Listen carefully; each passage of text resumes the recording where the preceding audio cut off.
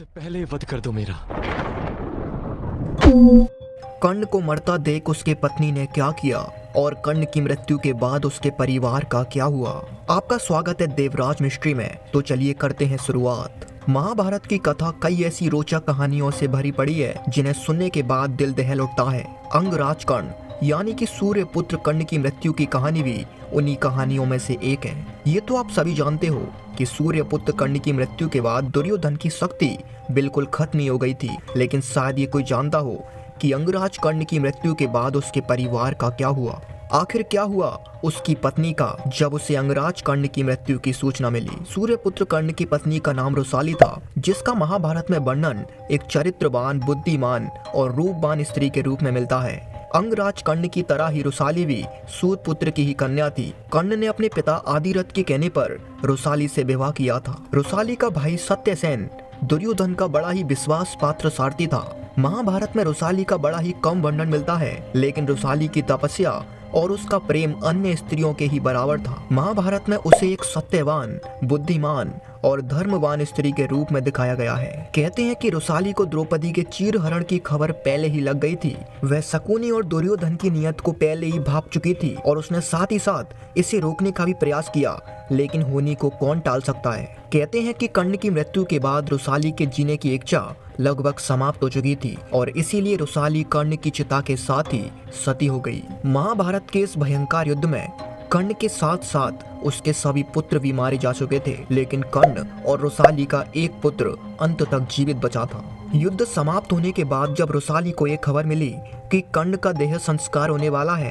तब रुसाली वहीं रणभूमि में पहुंची और कर्ण की चिता को देखकर रोने लगी। साथ ही उसने कर्ण की चिता के साथ ही सती होने का निर्णय ले लिया।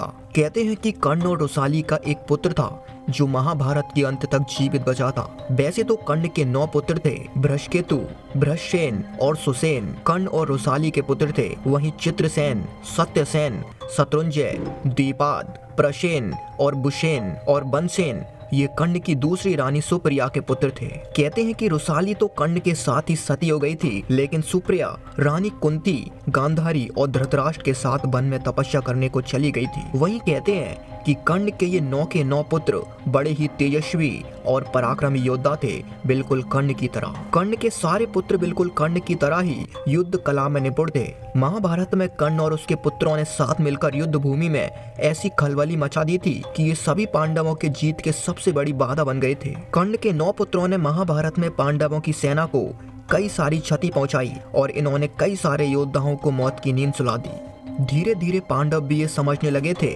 कि जिस तरह कर्ण उनकी जीत में सबसे बड़ी बाधा है, उसी तरह उसके पुत्र भी एक बाधा हैं।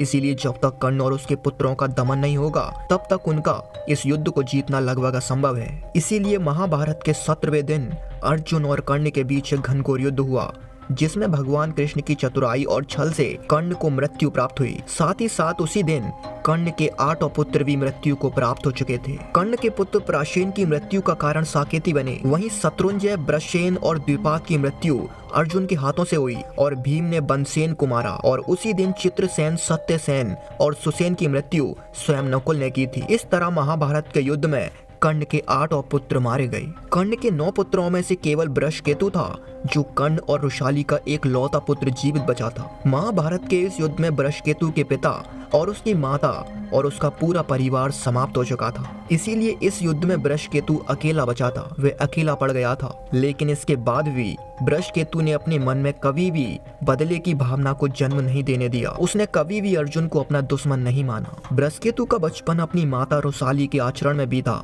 इसीलिए उसमें अपने माता के चरित्र के गुण थे। यही कारण था कि बृहस्केतु धर्म और अधर्म की समझ रखता था। वह जानता था कि उसके पिता की मृत्यु जिन हालातों में हुई है वह सही नहीं थे। उसके पिता ने जिन परिस्थितियों में दुर्योधन का साथ दिया था वह सही नहीं थी। युद्ध के बाद जब पांडव विजय हुए, तब पांडवों को ये पता लगा कि कर्ण का एक पुत्र अभी भी जीवित है। तब सभी पांडवों ने मिलकर बृहस्केतु को बहुत स्नेह दिया और अपने बड़े भाई कर्ण को श्रद्धांजलि देते हुए युधिष्ठिर ने बृहस्केतु को इंद्रप्रस्थ का राजा बना दिया। और इसके बाद युधिष्ठिर की छत्र छाया में बृहस्पति ने कई वर्षों तक इंद्रप्रस्थ पर शासन किया और वह एक आदर्श राजा के रूप में स्थापित हुआ। बृहस्पति और घटोत्कच के पुत्र दोनों ही बड़े प्रिय मित्र थे, इसीलिए इन दोनों ने मिलकर कई सारे युद्ध जीते। उस समय की सबसे शक्तिशाली सेना कही जाने वाली भद्रवती की सेना को बृहस्पति और घटोत्कच के पुत्र ने मिलकर हराया था। कहते हैं कि जब युधिष्ठिर ने अश्वमेध यज्ञ किया था तब भारत विजय पर अर्जुन के साथ बृहस्पति निकले थे,